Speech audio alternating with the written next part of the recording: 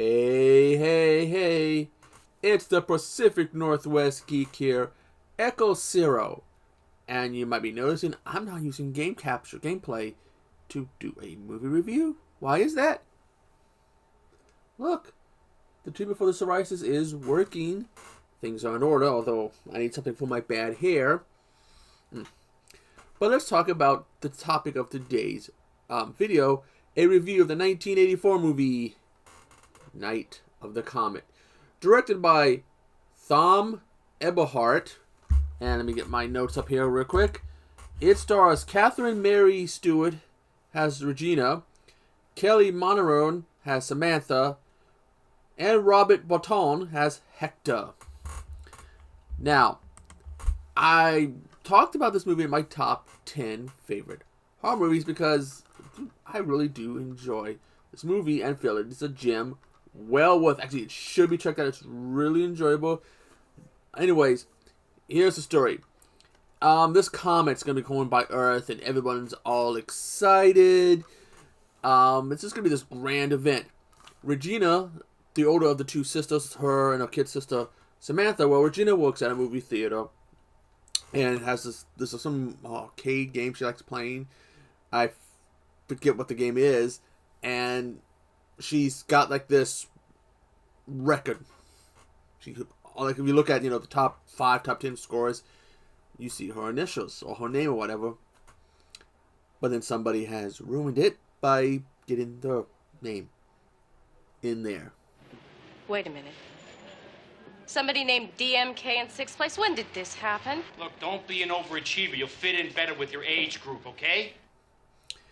Anyways, as she's at this movie theater working, her sister Samantha is dealing with the stepmother, who's a bit of a bitch, leading to an incident when she basically, I guess, calls out her stepmother's need to basically be cheating on her father.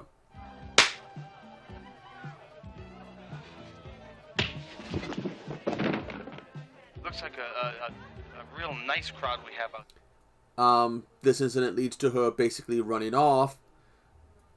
And that night, as everyone's getting to the Comet, Regina's with her boyfriend, who's what they call a projectionist. He works a projector. Basically, they're going to have sex in the projection room. Hey, if it works, it works. Leads to a geeky scene about talking about Superman's X-ray vision. Superman can see through steel. No, it's one thing he cannot see through. That's lead, you nerd. Anyways, the next day,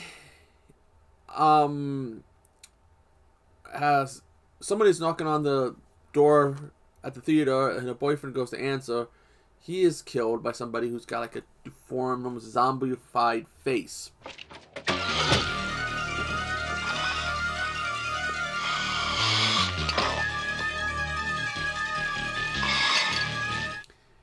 And when she goes to check in on him, she finds that the guy that killed him is eating him. Guy tries to attack her, and she gets on a motorcycle and rides off. Ends up home, and the whole time ride to home is like no cars. I mean, no one's out. And there's cars, but the cars are just sitting there, and piles of clothes with like this orangish reddish dust. And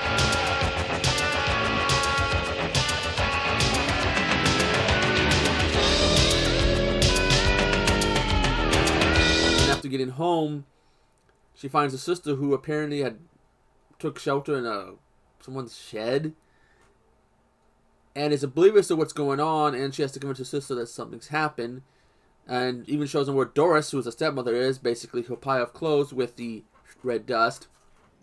Doris, isn't it, Chucks? I'll show you Doris.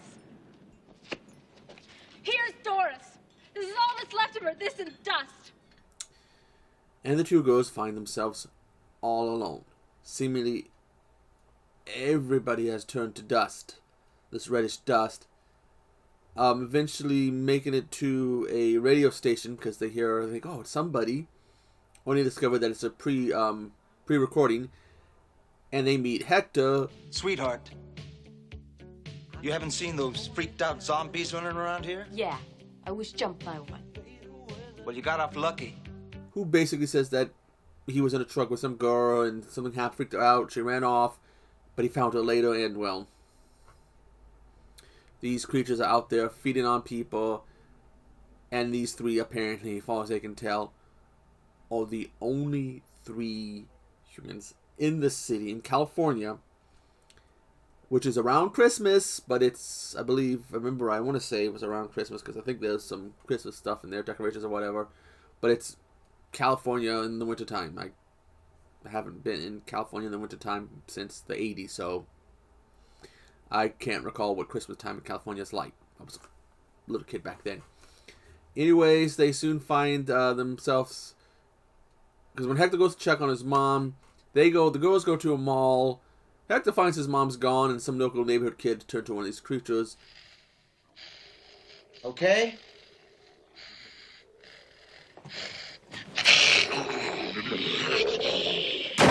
And the girls go to the mall having fun until they encounter some boys who are working at the mall. Only these boys, well, they're no longer boys, they're monsters. Attention, shoppers! I trust you've got credit cards to pay for all that stuff. Eventually, they discover they're saved by some other humans. It's a think tank who, well, we come to find out that they too have been infected. And this leads to them, like, they want to use some little kids because they to keep themselves from fully turning, that they want to drain the blood.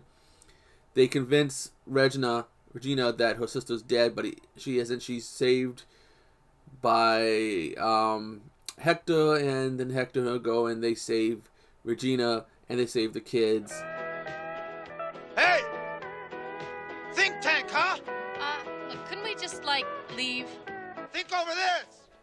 And the movie ends with basically Regina, Hector, Samantha, these two kids walking around LA or wherever, California, by themselves.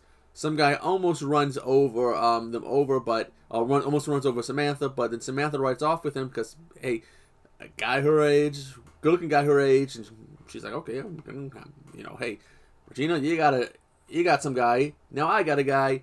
And as she's driving off with him, we see the initials on his license plate, and it's the same initials as the individual who had ruined Regina's record at the movie theater.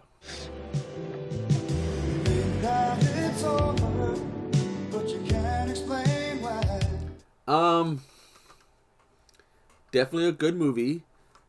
Again, it's not really gory. Not really violent. I really enjoy it. There was, at least, off the top of my head, I can only think about one other Comet movie. Well, two other Comet movies of the 80s. Life Force and Life Force is another movie I was checking out. And Maximum Overdrive. And actually, I own both of those, but this I like. Wherein Life Force was they were hiding these space vampires. Maximum Overdrive, they gave life to mechanical and electrical stuff. Here, it either turns people into dust or turns them to these weird blood-drinking creatures. It's pretty cool. Most of the movie, Kelly Monaghan walks around in a cheerleader outfit. Now, both her and... Now, you look at the some of the cast. Okay, you got the actress who played Regina was also in, I believe she was also in The Last Starfighter, a movie I have not seen in years. Kelly Monaghan was also apparently in Fast Time at Ridgemont High. Mary, what's her name? Let me look up her name here. Mary Wanavon was in What's Eating Raoul, which also starred Robert Patton. He went on to do Patrick on Star Trek Voyager, and I've recently been revisiting Star Trek, well, the original movies.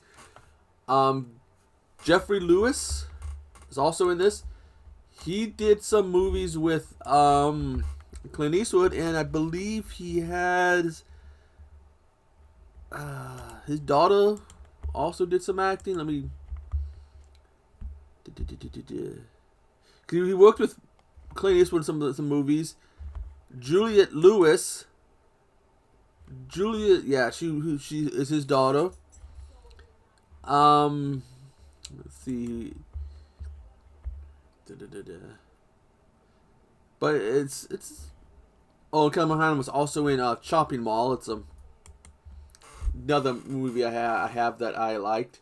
Well worth checking. I highly suggest, if you haven't seen this movie yet, watch it.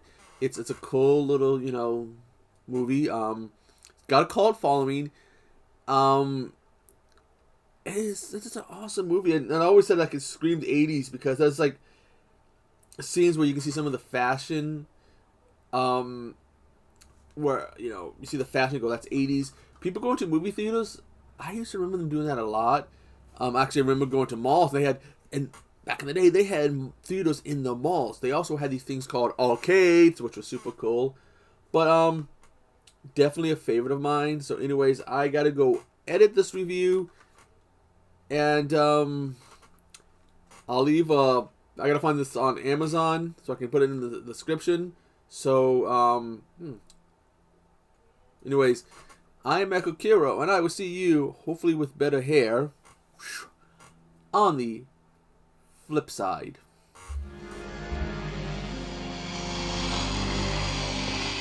Wait, don't!